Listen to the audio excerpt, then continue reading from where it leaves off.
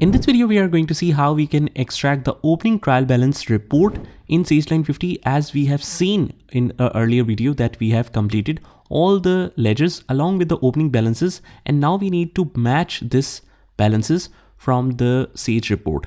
So what we need to do is just go to the report section and extract the trial balance report. So from the top menu, just click on this report section and go to journal ledger.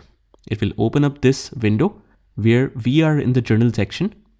Just click on the journal ledger trial balance report. Just double click here. And this is it. This is the trial balance. Now it is showing as of 28th of February. That means the current month status will be shown till the end of that particular month in which our system date is set. So right now we don't have any kind of other balances like day-to-day transactions. We only had opening balances at this point. So the balances should match.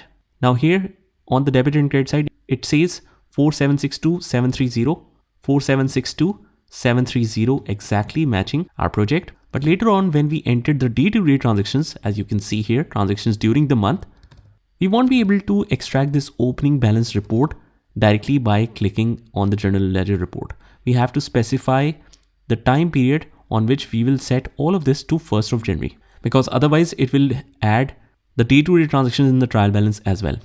So what we will do is just click on options at that point, and on the date we will write here specific date, and from here we will mention it as 1st of January and click OK. And now it should show 1st of January of the year, and as you can see that it's still showing this balance. So this is how you can check the opening trial balance report now and even later on in Sage. Just try it by yourself, and I'll see you in the next one.